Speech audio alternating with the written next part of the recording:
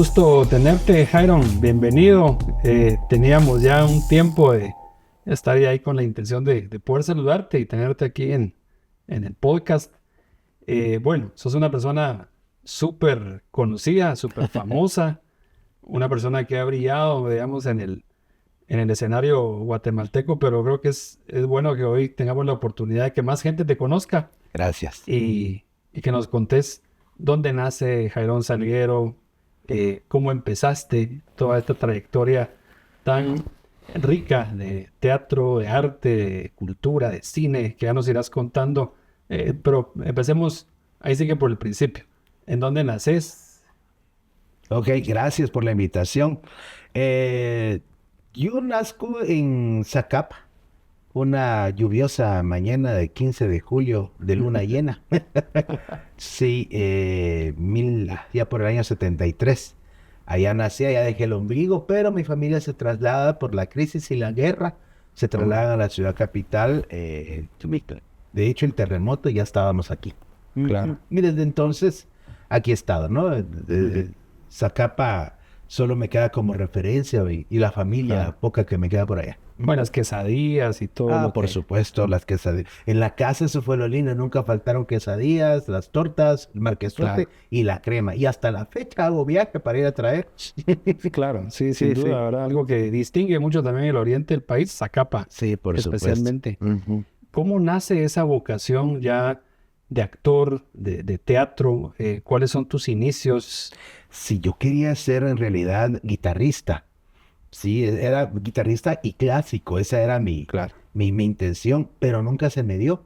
De hecho, me meto al Conservatorio Nacional de Música, gano mis exámenes de admisión, pero mi papá me lo prohíbe. Me dice que no, que si aprendo a tocar guitarra voy a aprender a ser borracho, me dijo. Y me lo prohíbe. Aprendí a ser borracho y nunca aprendí a tocar guitarra.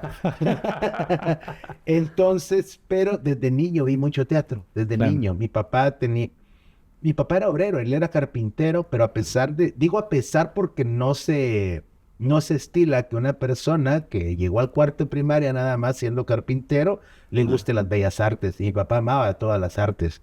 Entonces, desde niño era costumbre nuestra ir a ver al ballet, ir a ver a la sinfónica, teatro bueno, miraba muy seguido y siempre me gustó el teatro. Entonces, como no pude ser músico, me metí a estudiar arte dramático a la Universidad Popular. Y a partir de ahí ya empieza otra historia como actor. claro. Revisando ahí tu trayectoria, pues vimos que muy inquieto en la universidad también, formando grupos académicos Sí. y teatrales también.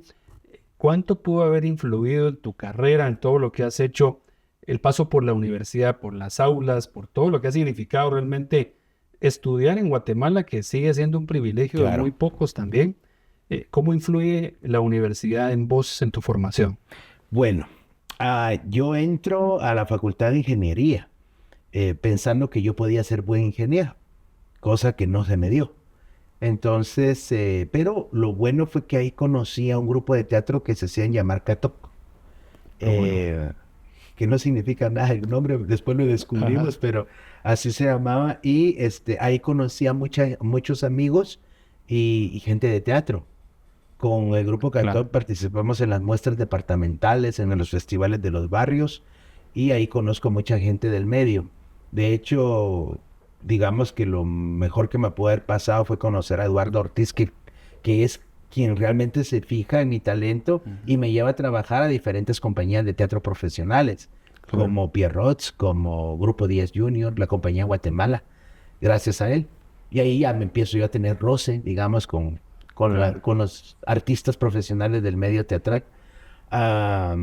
Bueno, dejo la Facultad de Ingeniería, me traslado a la Facultad de Comunicación, que es realmente lo mío, ¿no? Me Claro. gradúo en la Escuela de Ciencias de la Comunicación y ahí fundo el grupo Rompesquema, se llamaba, con el que hacíamos teatro en las áreas marginales de la ciudad. Íbamos al basurero, a los Claro. asentamientos, pero el fin era reunir gente para alfabetizarlos. Ah, qué bien. Realmente ese era el fin, Ah, pero porque llegábamos a los lugares y nadie. Pero cuando poníamos la obra de teatro, que veníamos de la universidad, la gente se abocaba en las claro. placitas o en las calles, y ya cuando a media obra parábamos, decía, somos de la Universidad de San Carlos, aquellos que no sepan leer, abóquense con los compañeros, y así logramos reclutar bastante gente para enseñarles a leer, que era realmente el fin del grupo de teatro. Claro.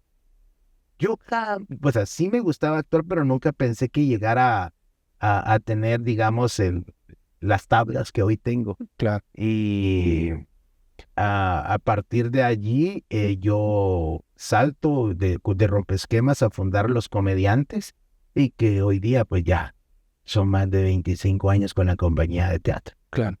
Vamos a llegar a ese punto, ¿verdad? De cómo saltás directamente a la comedia, que no va a haber sido fácil, pero me llama mucho la atención cómo ese propósito de ese grupo teatral también era llegar a las comunidades, llegar a esos barrios marginados, y seguimos viendo esa situación Claro. lamentablemente en el país. A veces no hay que irse tan lejos, ver a un departamento al interior para ver esos cinturones de pobreza que hay, que siguen siendo excluidos, que no llega el Estado, que no hay una presencia, digamos. Y sobre ese tema te quería preguntar, ¿cuánto talento habrá, cuántos Jairón Salguero habrá en los departamentos, Claro. en la parte cultural, en la parte artística, que no hemos sabido como guatemaltecos detectar, estimular? Yo no te digo explotar, porque pues en ningún sentido la palabra, Claro. por supuesto, pero ¿cómo pudiéramos llegar y de qué manera se puede llegar a una manera que sea fácil, digamos, o atractiva para que podamos llegar al interior y encontrar ese talento que seguramente está? O sea, no me cabe la menor duda. Esos proyectos que hoy vemos en algunas municipalidades que tienen sus compañías de teatro, tienen clases abiertas, gratuitas, pero ¿cómo pudiéramos llegar? ¿Qué se necesita para realmente? A mí no me gusta masificar, ¿verdad? Es una palabra que se utiliza mucho en el deporte, pero ¿cómo pudiéramos hacer eso más accesible a los niños, a los jóvenes en los departamentos? Luego de todo este tiempo que tú has recorrido el país, bueno, no solo el país, también afuera, ¿verdad? Hay muchos migrantes que te quieren, que son tus fans, pero ¿cómo podemos hacer para poder llegar al interior y poder ofrecerle estas posibilidades a los niños y a los jóvenes? Bueno, de hecho, esta semana culminó la Muestra Nacional de Teatro, que el Estado ha financiado, bueno, financió durante 30 años, digo, casi 40 años, a la Muestra Nacional Norma Padilla, que se dejó de hacer en 1994, de parte del Estado. Claro. Porque han habido movimientos, ¿no? Los teatristas departamentales se unieron en una asociación que se llama GATED, hicieron un par de intentos de muestra, pero la plata es mucha, ¿no? Claro. Trasladar, imagínate, cada grupo de teatro de los departamentos tiene 8, 10, 12 integrantes, y darles de comer, hospedaje durante la muestra. Y el año pasado se hizo un intento gracias a un par de actores con mucho entusiasmo y patrocinado por la Fundación para Elisa, que también la fundación es de otro actor, ¿no? Y lograron hacer una muestra en Coatepeque. Ya este año, tal vez porque el viceministro es familiar digamos, Norma Padilla, de Hugo Carrillo, y la nostalgia familiar le lleva otra vez a retomar las muestras de teatro. Claro. ¿Por qué las menciono? Porque las muestras es un semillero de actores y de actrices en Guatemala. De hecho, yo soy producto de las muestras. Varios actores y actrices, directores, incluso son productos de las muestras nacionales de teatro. Y ahí se descubrió mucho talento de los 90 para atrás, digamos del 94 para atrás. Me alegro que este gobierno por fin, bueno, lo haya visto, digámoslo así, y que decida financiar nuevamente las muestras. Eso es una. Y luego hace falta escuelas de arte en todo el país. Claro. No hay escuelas de arte, y las pocas que hay o son privadas o son muy malas. Claro. Entonces, eso limita, ¿no? Sí. Pero si hubieran escuelas de arte, por lo menos municipales, o por ejemplo que las casas de la cultura estuvieran bien financiadas y equipadas para esto, sería otra cosa. Pero hoy día uno llega a una casa de la cultura y ni siquiera nada, no tienen nada para apoyar, porque ni siquiera dinero tienen. Claro. Sí, seguramente hay algunos retrocesos, a veces se avanza, a veces se retrocede, pero al final del día creo que también es importante vincular al sector privado, más la iniciativa privada, que al final también es importante que ellos puedan apoyar estos procesos. Hay algunos intentos, pero siempre son elitistas. Entonces, Sí, ¿verdad? ahí se termina Ahí se cualquier termina. iniciativa. Ujú. Sí. Sí, sí.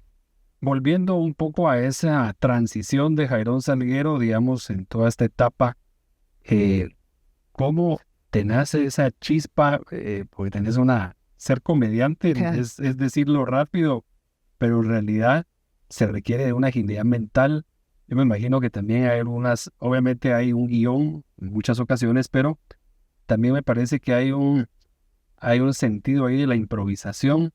¿Cómo se hace, especialmente cuando una persona de pronto tuvo un mal día, y es el de ser comediante, de repente pudiste haber tenido un mal día ese día? ¿Cómo hacer reír a una persona? ¿Qué se necesita? ¿Cómo sale? ¿Cómo surge eso?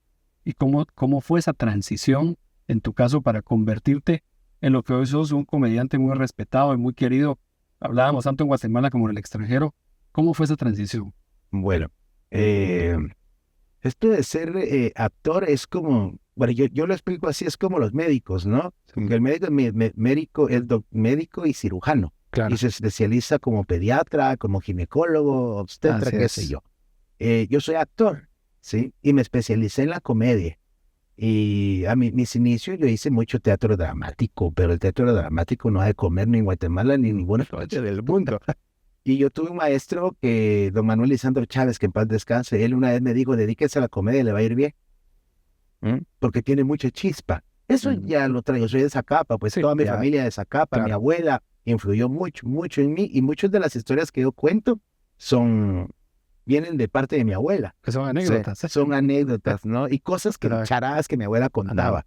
Ah, un día descubro que sí, hacer comedia no es que fuera más fácil, porque no es fácil, Claro, pero sí es más atractivo para el público. claro. Y para mí la comedia, es decir, hacer reír nunca ha sido el fin.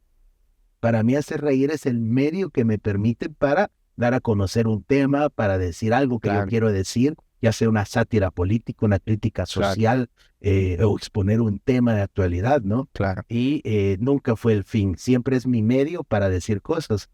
Mi comedia no es solo ese entretenimiento, sino que siempre digo algo, aunque sea Claro. escondido, pero siempre lo Hay un digo. mensaje. Claro, la comedia debe, para mí, como digo, no es solo el hecho de entretener, ¿sí? Claro, Eso es más fácil.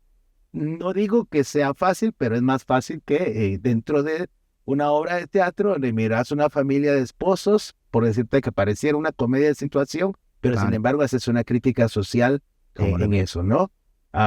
O una sátira política, ¿no? Que en la cual yo tengo una que se llama Nosotros los Charas, que son tres charamileros, ¿no? Que hablan, que han caído muy mal. Uno es un doctor, un médico, el otro es un licenciado en ciencias políticas, ¿no? El otro no me recuerdo si era economista, no recuerdo, pero han caído en la miseria culpa de la bebida. Y dice uno, hablando siempre de temas políticos, ¿se imaginan? Porque leyendo el periódico dice la cantidad de pobres que hay en Guatemala, ¿no? Que el 70% de Guatemala viven en la extrema pobreza, digo, son pobres, y de ese 70%, el 70% viven en la extrema pobreza. Y dice uno, ¿se imaginan si todos los pobres nos uniéramos y formáramos un partido político?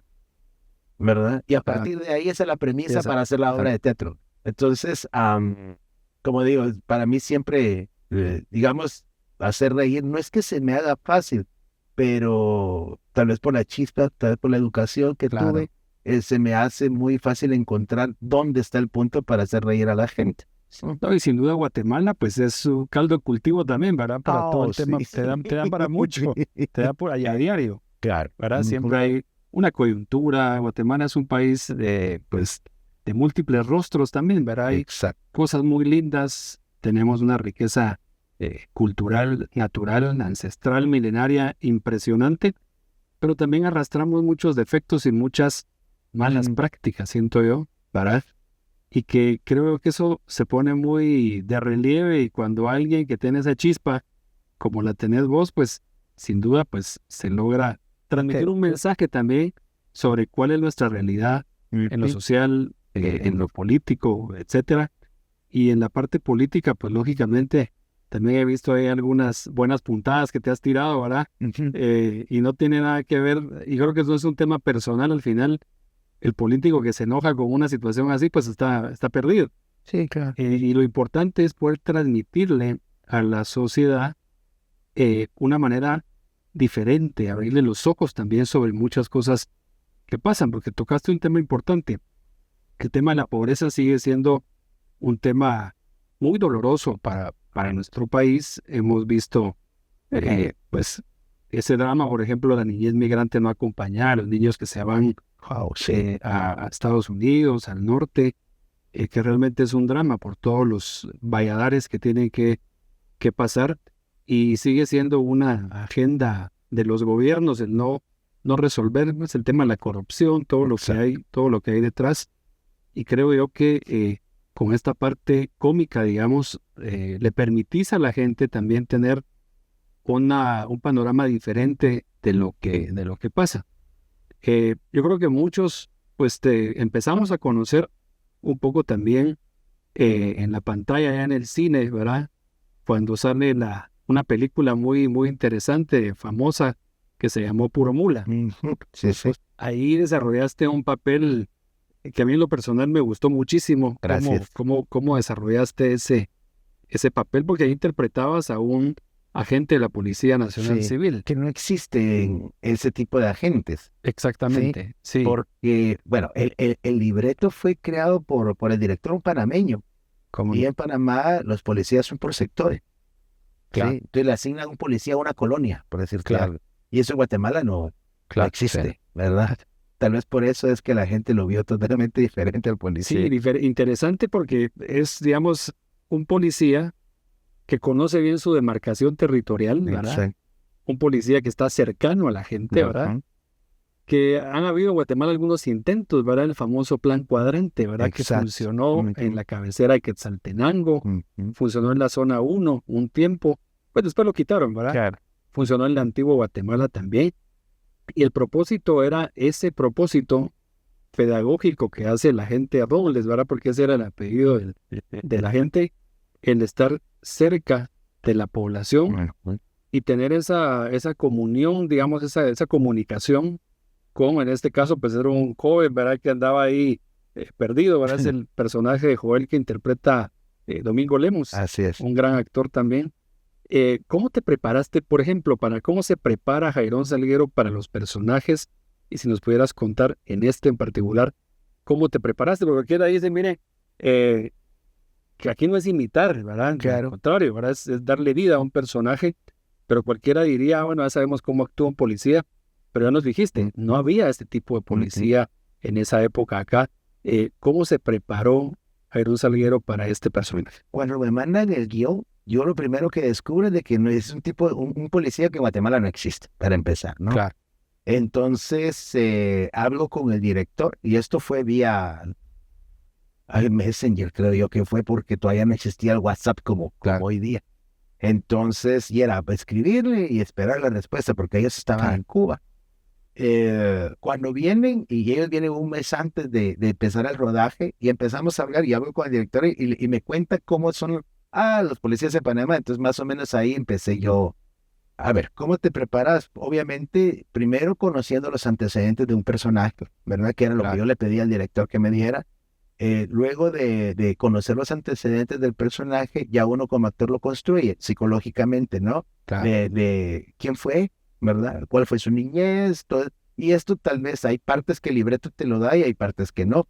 Por Claro. ejemplo, en este libreto decía que él toda su vida estaba en la fuerza policíaca, ¿verdad? Entonces, no tuvo otro tipo de aspiraciones. Cosas Claro. como esas son las que uno busca en los libretos Claro. para ir construyendo el personaje, digamos la parte psicológica del personaje, para que cuando llega uno al set o al plató o a la locación, ya dependiendo de la escena, ya sabe uno cómo se enfrenta el personaje. A mí como actor no me gusta estilizado, que es que esté ¿no? Sino que todo salga natural, fluya. ¿verdad? Que fluya Claro. incluso el texto natural. Tuvimos la ventaja en esta película que el director nos dio libertad de acción en cuanto a lo que iba a decir uno y en cuanto al texto. Y es por eso Claro. que la película salió muy vulgar, ¿verdad? porque le permitió a la gente decir desde la pequeña P hasta donde pudiera, Todo el ¿no? catálogo. Todo el catálogo, es decir, incluyendo a los niños. Y esa parte a mí personalmente no me gustó. Claro. ¿Sí? A ver, ¿y por qué? Mucha gente, incluso los productores y directores de la película se enojaron conmigo porque yo, como ya lo dije, en la televisión abierta lo puedo decir, a mí la película no me gustó al final. ¿Sí? Es la película que más fama me ha dado. ¿Sí? Sí, porque muchos te conocimos ahí, Sí, empezamos a seguir tu trayectoria a claro. partir de... Sin embargo, yo considero que para hacer arte, bueno, mi maestro Manuel Lisandro Chávez me decía, lo más fácil para hacer reír a alguien es hacerle cosquillas. Nadie se va a reír. Entonces las malas palabras son las cosquillas del arte. ¿Verdad? Claro. Entonces, yo durante muchos años, más de 25 años, yo no ponía ni una sola mala palabra en mis obras de teatro, por ejemplo, ¿no? Claro. O en mis monólogos. De hecho, alguien me bautizó como el caballero de la comedia porque yo no decía groserías. Sin embargo, los públicos han cambiado, Han obviamente, evolucionado, han sí. evolucionado. Yo un día estaba en el calentando, en el segundo Ajá. acto, antes de entrar a escena, y oigo en la primera mesa del teatro que dijo alguien, mira, muchacho, ya pasó medio acto y no han dicho ni una sola mala palabra. Qué mala. Claro. O sea, porque así han acostumbrado al público, ¿no? Claro. Entonces, hoy día no es que secundan, pero de repente metemos y la Alguna gente hasta lo cuñita ahí. aplaude, ¿verdad? La gente hasta lo aplaude, sí. Pero digamos que por eso básicamente no me gustó, pero solamente por eso. De ahí, el libreto, digamos, el original muy bueno, ¿verdad? O sea, Claro. el montaje de la película fue muy bueno, el diseño de producción muy bueno, nos trataron muy bien. Y la película fue un éxito, no solo en Guatemala, sino que en muchas partes de Centroamérica y en México. Yo andaba en las calles de Managua caminando, iba para el hotel cuando de repente alguien me gritó, Robert, Robert. Y yo volteé a ver, sí, son todos y nicaragüense. O sea, no un Imagínate. guatemalteco, ¿no? Claro. Sí. Ujú. Sí, sin duda es una película que trascendió fronteras, ¿verdad? En muchos Ujú. aspectos y vino a revelar también una realidad, porque quiera que no, independientemente de las risas, de las malas palabras y todo lo que Ujú. pueda haber, había un mensaje también, ¿verdad? Sí, claro. El tema de cómo estamos cuidando a nuestros niños, cómo estamos cuidando a nuestros adolescentes, qué estamos haciendo Por supuesto. para mantener, digamos, una sociedad pues cohesionada, ¿verdad? Una sociedad que no se fracture. Hoy hay múltiples factores que inciden en las fracturas de las familias también. Estamos Exacto. viviendo una época muy convulsa también en esa parte, ¿verdad?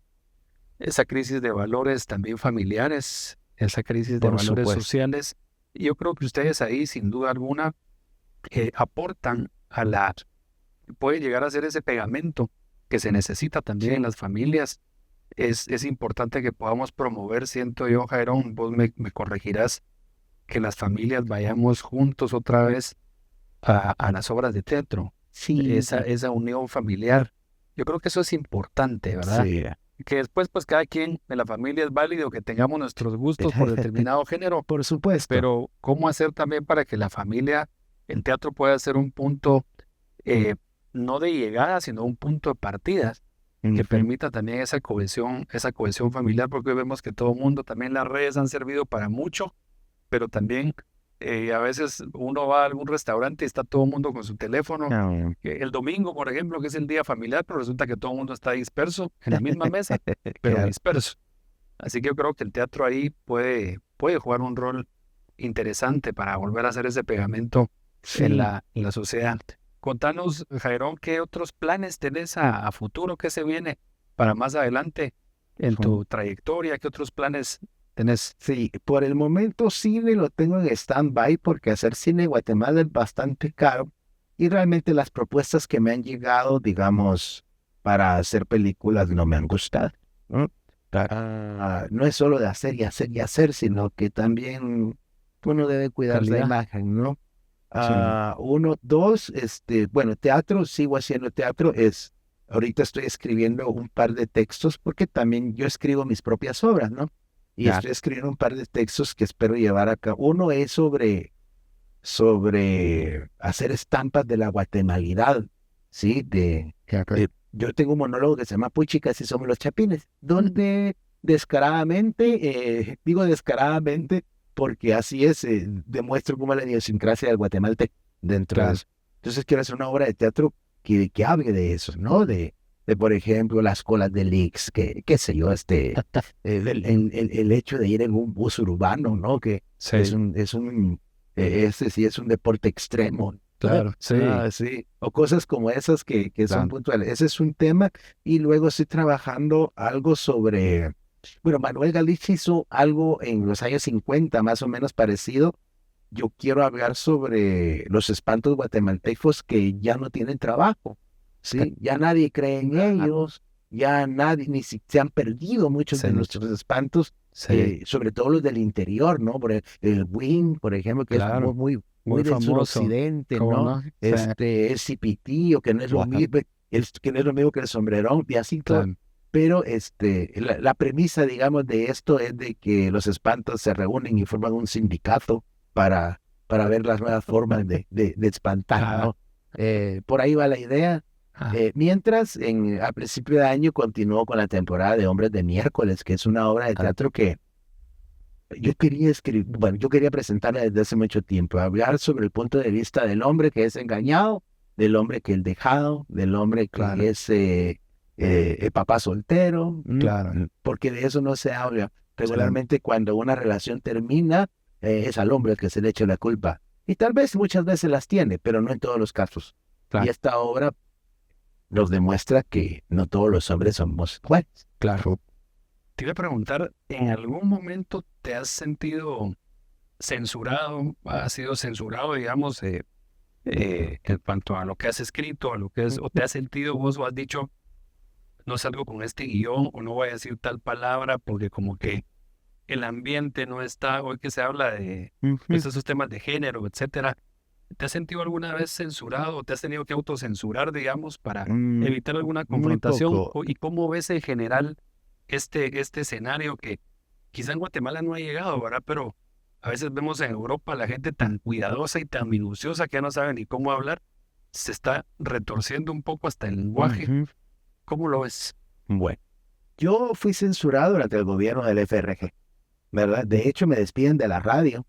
Yo estaba en una radio muy popular en Guatemala y el personaje tenía la gente, aceptación. te voy a decir, con el hecho que entro a una gasolinera y le digo, me da 100 quetzales de súper, y la señora que tenía me dice, usted es Don Polo. No, le dije, bien, es que esa voz no se reconoce donde sea. El poder de la radio, ¿no? Que estaba, imagínate, esa radio impregnaba. Pero el dueño de la radio me dijo, me llama a su oficina, mire, Jairo, no puede seguir diciendo esas cosas, porque yo hacía crítica al gobierno, ¿no? Claro. ¿Cómo cree usted que yo voy a sacar al aire cuando a este gobierno le debo las radios que me han dado? Y era el presidente, no me censuraba, pero era el presidente de la Cámara de Locutores de Guatemala. Y él me censuró y me despide, precisamente por eso. Durante el gobierno de la UNE yo tenía una obra que se llamaba Su Familia Progresa. ¿Y cómo no? Ya sea jueves, ya sea viernes o ya sea sábado, siempre tenía a Evelyn, se llamaba la secretaria de Sandra Torres. Siempre la tenías en primera fila grabando. Siempre. Es más, yo la saludaba al final. Y un saludo para Evelyn, la secretaria. ¿Le dedicabas ahí algo? Sí, y la gente... unas líneas. Al final la obra termina con una coreografía. Y en la coreografía ella salía corriendo para que ya no la saludáramos. O sea, para que... Sí, pues, claro. Pero era todos los días. Y cada 15 días me llegaba la SAT. No me digas. A ver, que contaban a la gente y tenía que coincidir con las facturas. Así. O sea, nunca, y me seguían, ¿verdad? Siempre había... Es que son bien brutos porque los carros de la SAA se conocen, ¿verdad? Entonces ya tenía mi guardaespaldas personal. Ya lo tenías ubicado. Ya lo tenía ubicado. Siempre me seguía, pero nunca me quitaron la obra, digamos, de escena. Pero es un había acoso. ese había acoso. Con lo que hoy día pasa, ¿qué me pueden hacer, digamos, la gente, ¿no? Los patojos, censurarme en las redes sociales. En dado caso yo dijera algo así, ni van al teatro. Claro. O sea, 1, 2, todo lo quieren de gratis. No, porque en las redes sociales, siga poniendo más contenido. Sí, pero no niego que yo monetizo en mis redes sociales y me va muy bien. Sí, es un ingreso que no lo puedo despreciar. Claro. Sí, pero hoy día estamos en la época del opino porque puedo, no porque sé. Entonces a mí eso no me molesta. ¿sí? Claro. Sin embargo, yo, a pesar de que soy una persona que estoy en plena juventud de la vejez, comparto algunos, no muchos, algunos de los criterios que hoy día los jóvenes defienden, ¿no? Claro. Menos el lenguaje inclusivo, pero sí defiendo algunas de las cosas que ellos defienden. Después de toda esta trayectoria que has tenido y que te has preparado, porque definitivamente tu profesión ha sido esa, ¿verdad? Claro. Se ve, digamos, el profesionalismo. ¿Cómo ves o qué opinión te merece el tema de los influencers? Que algunos son muy espontáneos y de pronto inundan las redes.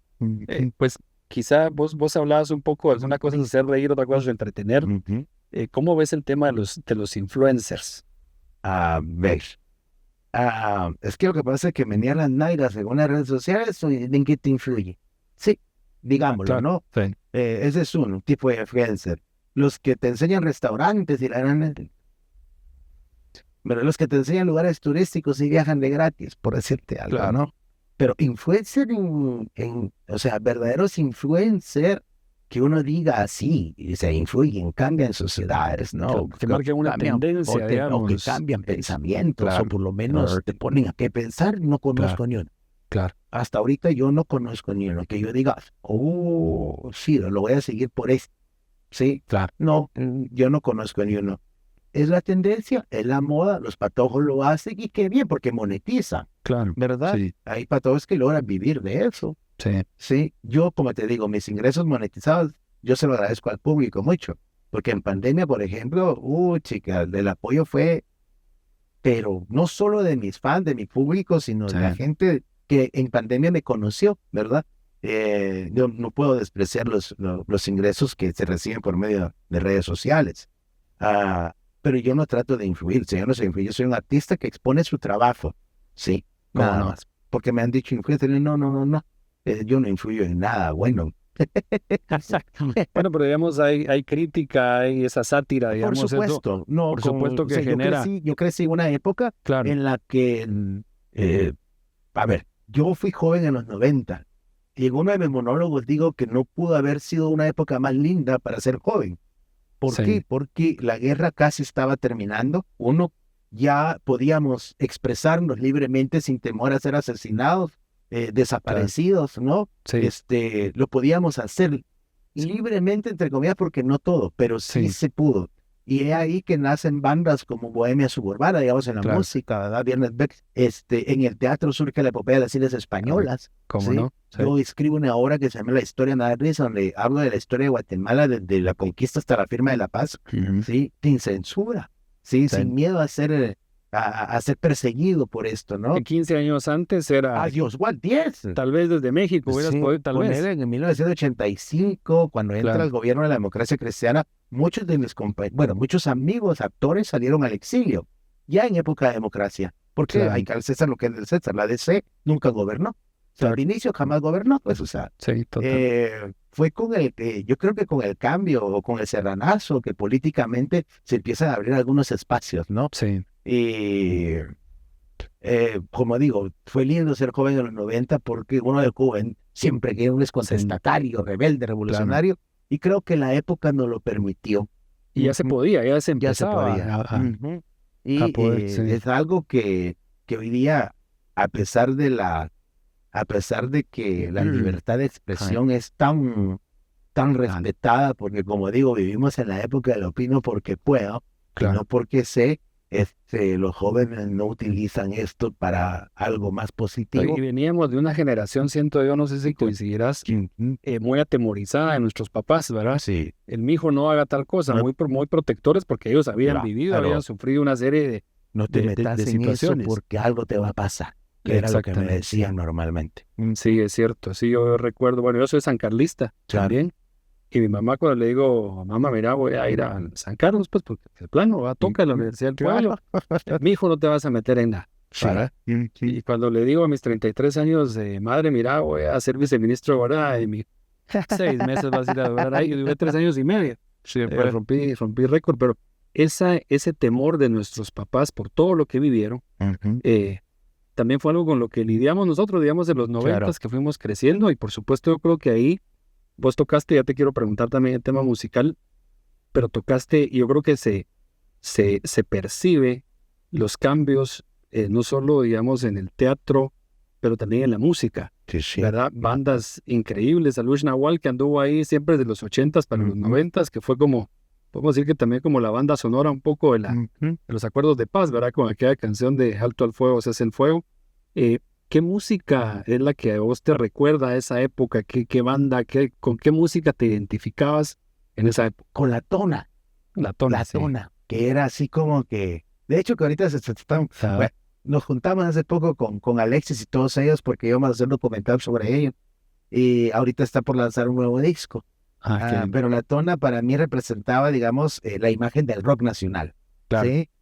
Luego surge Bohemia, que también muy buenos, Muy bueno, pero sí. digamos, y eso, la época de ese movimiento, porque desgraciadamente en Guatemala cuando algo surge bueno siempre hay gente que se lo corcome y lo mata. Sí. El movimiento rock fue maravilloso. Sí. Yo hoy miro videos de esa época. De esa ¿Cómo podíamos como jóvenes abarrotar la Plaza de Toros viendo Claro. grupos nacionales? Sí. Eso es algo que era impensable, ¿no? En los Sí. 80, eso era impensable. Se anunciaba un grupo y los jóvenes abarrotábamos esos lugares Sí. y había cantidad de bandas, buenas, malas, de todo, porque había de todo, ¿no? Pero fue un movimiento muy lindo, un movimiento que a los jóvenes nos sirvió para expresarnos Sí. en muchas cosas, ¿no? Sí. Y sin tener las redes sociales, ¿sí? Más que el hecho, ya lo escuchaste, ¿sí? Bien, y casetas así, pasados de mano en mano, Sí. ¿verdad? Porque así era. De hecho, a Luis Nahual su éxito se debe a eso, ¿no? A los Claro. cassettes pasados de mano en mano. Y igual el movimiento rock nacional, que no solo fue nacional. Yo recuerdo estando en El Salvador haciendo unas presentaciones, se presentaba Ricardo Andrade, Sí. me recuerdo, y era aquel mundo de patojos salvadoreños agarrotando los lugares, Tegucigalpa también, Sí, y bandas, ¿verdad? Que de Buenas. guatemaltecas que explotaban. Sí, fue un Pero digamos movimiento en Costa Rica. Centroamérica. Sí, en Costa Sí. Rica, eso te iba a decir. Sí, Yo recuerdo haber hablado con algunos amigos ticos en algún momento, los primero que me decían, porque así contemporáneos, mira, Lush Nahual, y llegaba y llenaban también bien, los lugares donde tocaba. todavía lleno, por allá. Sí, pero digamos en esa época, ¿cómo hacíamos si no teníamos redes sociales, ¿verdad? Exacto. No teníamos el teléfono, no teníamos, Sí. pero yo creo que había como una regla no escrita por ahí de que nos juntábamos en tal lugar Exacto. y todo el mundo estaba. Así Ya es. no había necesidad, además Sí. ni siquiera teléfono de la casa había. Claro, Ni sí. siquiera teléfono fijo, ¿verdad? Sí, yo tuve teléfono hasta el 96, 97, algo así, imagínate. Vaya, sí. Sí. Pero al Sí. final yo creo que son épocas, ¿verdad? Son épocas. Hoy estamos viviendo una época totalmente diferente. Claro. Era una época que, más allá del tema del conflicto armado, que siempre marcó, lógicamente, una prevención, una precaución, era una época relativamente sana, donde pues ibas, regresabas, no había muchos sobresaltos como hay hoy, ¿verdad? Hoy hay lugares en donde definitivamente Sí. la gente se encierra a las 5 de la tarde, llegan del trabajo y se encierran y hasta el día siguiente, primero Sí. Dios, porque ya no pueden salir, gente que le cobran 10 quetzales por atravesarse y por llegar a su casa. O sea, estamos Exacto. viviendo lugares donde realmente son un verdadero infierno en términos de la inseguridad que hay. Yo creo que vivimos esa infancia, esa adolescencia, nosotros todavía en un ambiente un poco libre, digamos, de ese tipo de violencias que hoy Y donde que si vemos. tenías problema con alguien lo solucionabas con Trancazos. cuentazos. Y ya estuvo, ¿verdad? Sí. Así No, es. el que ganó, ganó, el que perdió, perdió. Y ahí se No, y hoy quedó. Dios guarde una pelea en el tráfico y puede terminar en Sí. tragedia, Sí, sí, sí. algo fatal. Pero yo creo que hay que seguir aportando a la gente que tiene talento como Pero no vos. solo el artista, también el público. Debemos Sí. adueñarnos de los espacios como público. Sí, Debemos adueñarnos de las calles también. sí, Mira la Semana Santa tan rico que es caminar en la zona 1, sí, ¿verdad?